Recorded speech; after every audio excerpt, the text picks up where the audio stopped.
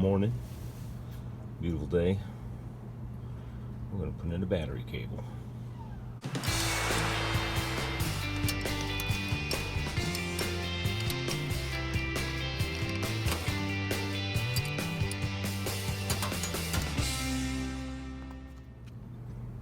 So look at this bad boy. Look at how big this thing is. This is a Battery Cables USA.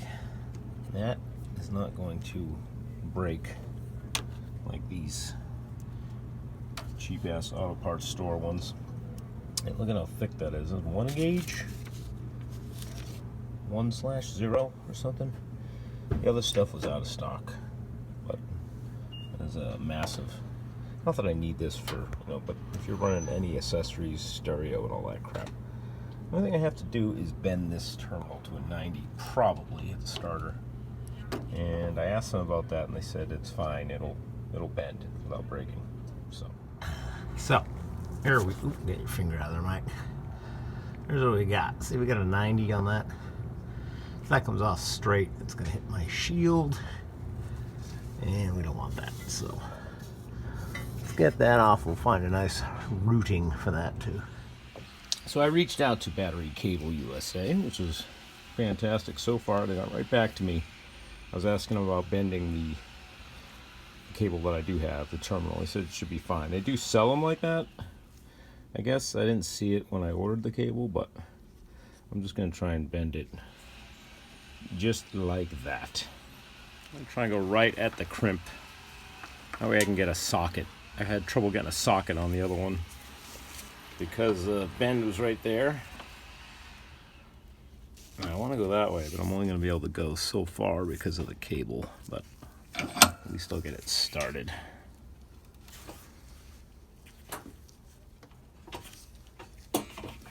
Try it by hand here first, and then we got a hammer.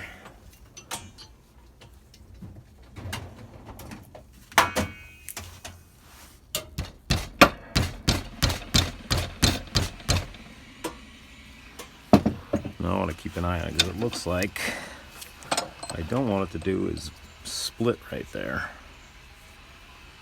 which is what I'm worried about. Maybe I should go down a little bit.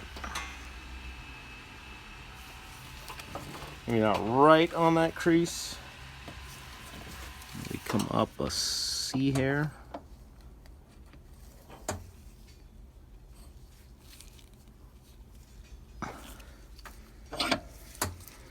I wonder if I should heat this.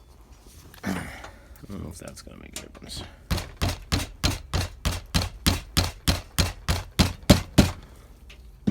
That might even be enough for what I'm doing, actually. Well, let's see.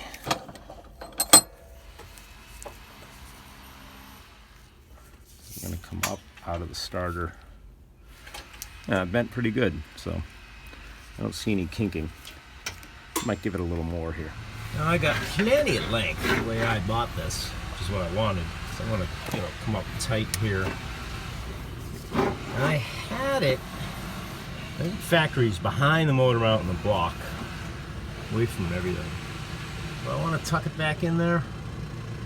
Right now it's underneath, but so is this wire balloon too. I mean, there's a lot more room. You could tuck it up nicely.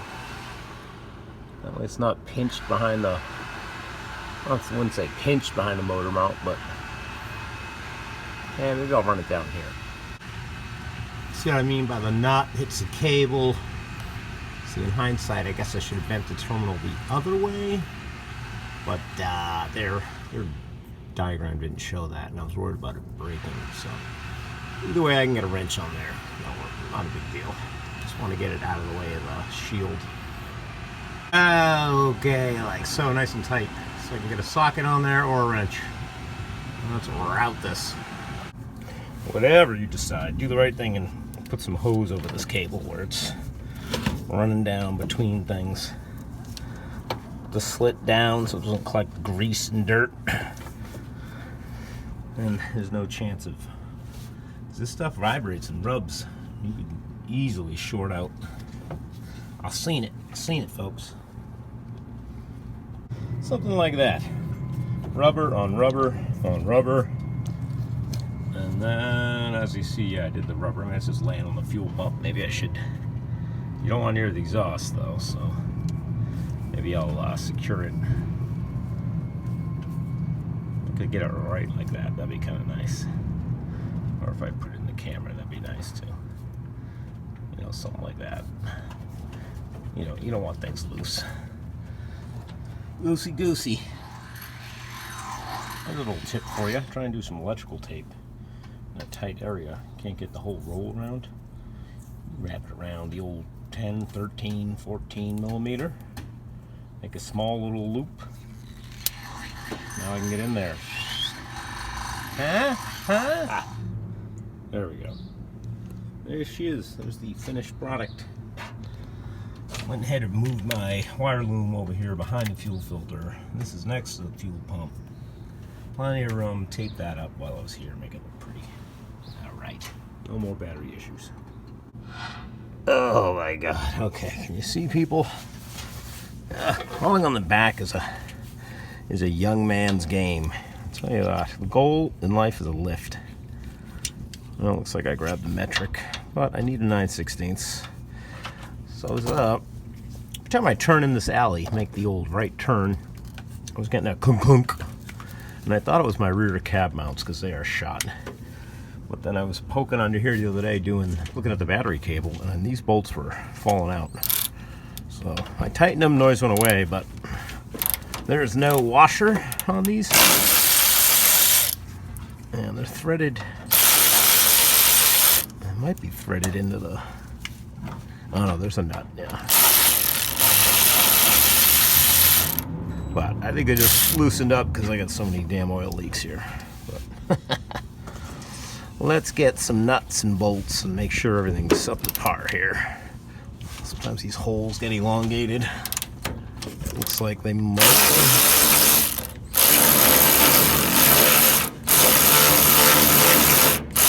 Do I have to get a wrench? Is my finger not strong enough? For crying out loud. I don't know why I'm filming this, but I am. But this hole's a little wonky. The hole's fine. The frame's got a little notch in it, so we need a washer. We need a washer. The other side has washers, and that'll go there. Same thing on this end.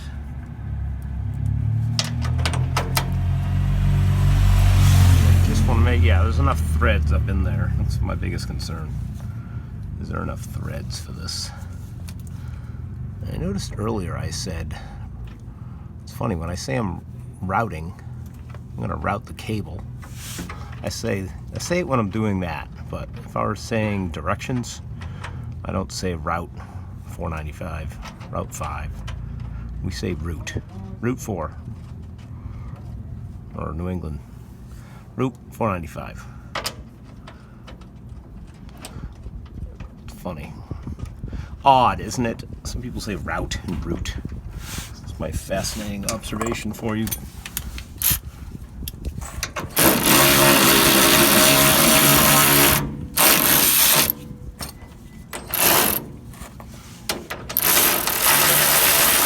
That one's a jam nut. It's supposed to have a jam nut. And if you know what that is a nut that, if you look at the end of it, it's not perfectly round. It's almost like an oval. It's made to jam up, basically. And keep it tight. You would think it would strip the threads, but I guess because they don't go on far enough, they don't.